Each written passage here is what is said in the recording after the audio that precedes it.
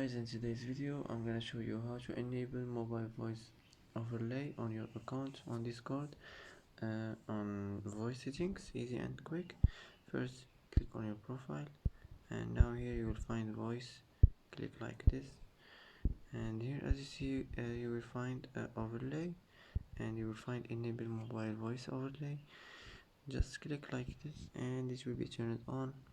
That's how to enable mobile voice overlay, easy and quick. And that's it for today. And that's it for today's video. If you like this video, don't forget to like and don't forget to subscribe. I hope this video is helpful for you, and thanks for watching until the end, and see you in the next video.